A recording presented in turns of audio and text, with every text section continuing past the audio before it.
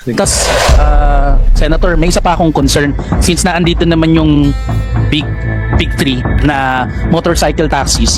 Sir, kanina pero pinoint out nyo na nagpapatay sila, nagla-log out dun sa app. Kanina, sir, nabanggit nyo may nagreklamo sa inyo na angkas, rehistrado talaga tapos muntikan pa siyang mahalay. Si Mr. Malungsod. Sir, amin na kami, sir. Ha? Sa tagal kasi ng pilot run, gumugulang na yung mga rider. Mhm. Ang tagal nyong i-regular to, gawin batas to, nakakaisip na yung rider ng bagay na papabor na sa kanila. Aha. Ang tagal Yan, na kasi ng amin panahon eh. Hmm. Nakikita namin, 2017, 40 pesos lang ang gasolina. 50 hanggang 60 na ngayon. Hindi naman tumaas ang fare. Ngayon, ang mindset ng rider, magulang kayo Mga malalaki na yung kumpanya, di pa kami kikita sa inyo ng libo. Ang ginagawa ng rider, nanggugulang na rin. Gulangan. Total, di nyo naman kami mahuhuli. Mhm. Puro lang kayo pilot study. Dalupasa na nga ako eh. Sa Okay. tagal ng pilot study, graduate na ako. 4 na taon. Magmamasteral na. Tapos nagtataka ngayon bakit walang booking, ba't naghahabal, ang tatalino natin sa gobyerno eh. Mas matatalino yung nasa kalsada. Kami yung nagsiservisyo eh. Ayaw nyo makinig sa amin, di gagawa kami na para kumita kami ng mas malaki. So, sino sinisisi mo dito? Gobyerno na po. Ang tagal na ng pilot study. Ang sabi noon, nung nag-uusap kami, pilot study, 6 months to 1 year. 5 taon na po, masteral na. Ba't kayo huli? Kasi illegal daw po kami. Yun lang alam namin na hanap buhay pag bumotorsiklo eh. Matagal na yung habal-habal eh. Wala pa sila sa gobyerno, may habal-habal na eh. 2009, may habal-habal na. Pinopost na ni Congressman H. Durano. Hanggang ngayon, namatay na si Representative Raul Delmar ng Cebu. Andiyan pa rin yung Ano kala na yun? Nananatili yung pilot run eh. Hindi ko malaman kung patalino tayo o pamangmang eh.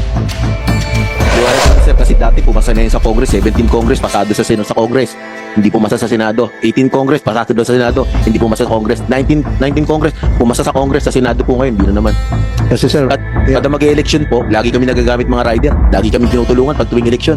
Pagtapos ng election, hindi na kami natutulungan. Iwan na naman po kami sa ere. Yes, si Ginoong Patrick Climaco, Secretary General ng Consumer at Mamamayan-PH.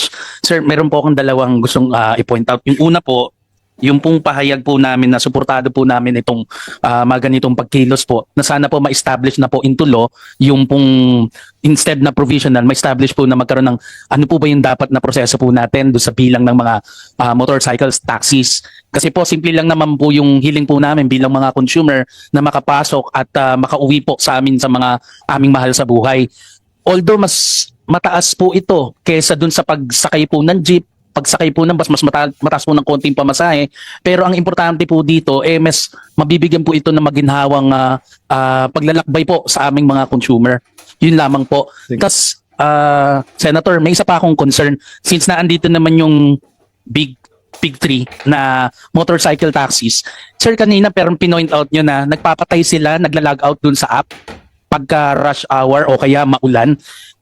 Tama po yun, sir. May napansin na po akong ganyan. Pero kanina po, papunta po ako dito, dyan po sa area ng Buendia LRT, McDonald's, DLTV. Hindi lang po yun. Yung pong dahil lang kung bakit nila pinapatay o nila-log out yung app. Natuklas ako po kasi, sir, habang nagbubook po ako, may lumapit po sa akin. Isang light blue, isang dark blue, which is Angkas and Joyride. Nag-aalok po sa akin. Nung pagkasagot ko po na ito po nagbubuking na po ako, hindi na kumibo. So something fishy come into my mind na lalabas to na kolorum. Kasi po hindi siya magre-register dun sa sistema ng app ng Angkas at saka ng Joyride. Paano po kaya ang mga mekanismo para maprotektahan po yung mga mananakay na katulad po namin? Kanina po, sir, nabanggit nyo may nagreklamo sa inyo na Angkas, rehistrado talaga tapos muntikan pa siyang mahalay. How much more na daylight, walang rehistro ng aking pagbubuk kung papatulang ko po yung driver na yon ng kanyang offer. good question. So, Angkas, wala kayong monitoring system na pag yung inyo pong rider nagpatay ng app, agad-agad questionin mo, bigyan nyo ng patawag para magpaliwanag. Kasi nangyari talaga yan palagi, yung nagpapatay ng app, especially kapag rush hour or kapag umuulan. And, buti na point out ni Sir Patrick. And para magkolorum sila, and then magcha-charge sila mas malaki. Now, itong pasahero, gusto na makauwi, sige, kahit na triple pa yan. Wala kayong sistema na para ma-address itong issue na to, sir. Maraming salamat po, Mr. Chairman. Actually po, meron kaming fraud detection system. Chine-check po namin kung yung frequency na pagsisirado ng offline tas pag-online, meron pong algorithm yun na nagde-detect na kung ginagawa niya ng madalas, ibig sabihin, either nag-check siya ng price para malaman yung presyo, yung basehan ng presyo, tapos ino-off niya yung app para maghabal-habal. So na-check po natin yung meron na po tayong mga na-ban based on that. Hindi, pero sir, mataas ang insidente ng pagpapatay ng app during rush hour. Hindi mo na-observe yan? During mga umuulan-ulan. Sir, actually po kami po sa experience po namin no, for peak hour at for pag umuulan ng konti po basta hindi po typhoon. Actually yung drivers po namin tumataas po yung online. Tumataas po yung online bikers namin on the road. No, sir. Opo. During peak hours at kapag umuulan, no drivers available. Palagi yan. Magka-staff ko. Yan palagi reklamo ng mga staff ko. Sasabihin, no drivers available. Oh. Tama po yan, sir. Kasi maging sa Grab, ganun din. Pinapatay yung apps. Di ba? Ito si Mr. Baka may kasagutan si Mr. Malungsod. Sir, amin na kami, sir. Ha? Sa tagal kasi ng pilot run, gumugulang na yung mga rider. Mhm. Ang tagal nyong i-regular to, gawing batas to, nakakaisip na yung rider ng bagay na papabor na sa kanila. Aha. Ang tagal Yan, na kasi ng panahon eh. Nakikita namin, 2017, 40 pesos lang ang gasolina. 50 hanggang 60 na ngayon. Hindi naman tumaas ang fare. Ngayon, ang mindset ng rider, magulang kayo Mga malalaki na yung kumpanya, di pa kami kikita sa inyo ng libo. Ang ginagawa ng rider, nanggugulang na rin. Gulangan. Total, di nyo naman kayo mahuhuli. Mhm. Puro lang kayo pilot study. Dalubhasa na nga ako eh. Okay. Sa tagal ng pilot study, graduate na ako. 4 na taon. Magmamasteral na. Tapos nagtataka ngayon bakit walang booking, ba't naghahabal, ang tatalino natin sa gobyerno eh. Mas matatalino yung nasa kalsada. Kami yung nagsiservisyo eh. Ayaw nyo makinig sa amin, di gagawa kami ng para kumita kami ng mas malaki rin. So, Kung hindi natin po ililigal to, ilang taon na, si Ariel nga eh. Tumanda na rin eh. so sino sinisisi mo dito? Gobyerno na po. Ang tagal na ng pilot study. Ang sabi noon, nung nag-uusap kami, pilot study, 6 months to 1 year. 5 taon na po, masteral na. Mano man lang sana sir, every now and then nagbabago ng LTFRB chairman eh. Dati ang humuli pa sa amin si Lisada. Sino si Lisada? Dating spokesperson ng LTFRB. Spokesperson, kasi ang chairman yung Board member. Ba't kayo hinuli? Kasi illegal daw po kami. Yun lang alam namin na hanap buhay pag bumotorsiklo eh. Matagal na yung habal-habal eh. Wala pa sila sa gobyerno, may habal-habal na eh. 2009 may habal-habal na. Pinopost na ni Congressman H. Durano. Hanggang ngayon namatay na si Representative Raul Delmar ng Cebu. Andiyan pa rin yung panukala na yun. Nananatili yung pilot run eh. Hindi ko malaman kung patalino tayo o pamangmang eh. Attorney Cuadis, pakisagot lang. Or you want to answer that? You Mr. Chair? Teka. Sasagot naman po si Chair Guadis, but ang tawag po dito na nagugustuhan ko yung sinasabi ni Mr. Maglusod because basically yun po yung reality on the ground. Syempre po, it's connected sa amin, sa gobyerno, sa ating mga big players, and with due respect even sa ating pong proseso sa paggagawa ng batas, siguro it's a wake-up call in such strong statement po, no? But we appreciate that. So, Chair Guadis, please.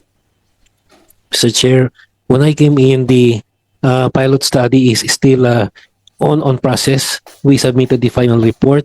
Both houses, Committee on Transportation for both High Senate and the lower house. When was it submitted? We submitted the report to your office, I think, about 3 or 4 months ago then, under the chairmanship of Senator Grace Po. The committee report for the... We will submit now if...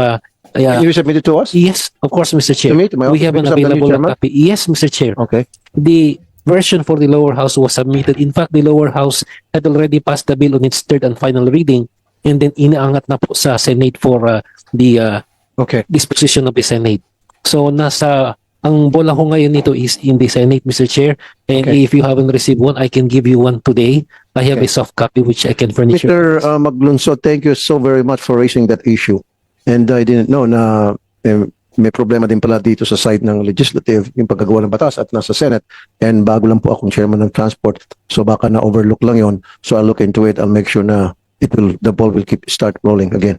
Liwanag ko lang sir, kasi dati pumasa na yun sa Congress, 17 Congress, pasado sa Congress. Hindi pumasa sa Senado. 18 Congress, pasado sa Senado. Hindi pumasa sa Congress. 19 Congress, pumasa sa Congress, sa Senado po ngayon, hindi na naman. Kasi sir, yeah. Kada mag-election po, lagi kami nagagamit mga rider. Lagi kami tinutulungan pag tuwing election. Pagtapos ng election, di na kami natutulungan. Iwan na naman po kami sa ere. may mga, let me explain to you a little bit on how it works sa pagpapasa ng batas. In fact, ako mismo, nakaramdam yan. Yung pinasa ko yung Magna Carta for Seafarer, may dadaan kang proseso, first reading, second reading, third reading, and then after that, then ipapasa mo yun sa Malacanang for signature. may mga lobbyist kung tawagin na para harangin yung bill na yon, especially kung may mga apektuhan na ibang sektor. So, magkakaroon ng lobbying. So, ako, fortunately, nalampasan ko yun at naipapasa ko yung Magna Carta for seafarers. Now, I'm gonna do it again one more time. Titignan ko yung batas na yun once na na-submit sa akin yung sinasabi niya, Tony Guadis, yung report. And then, I'll keep the ball rolling again to make sure na yun ay may pasang batas, hopefully.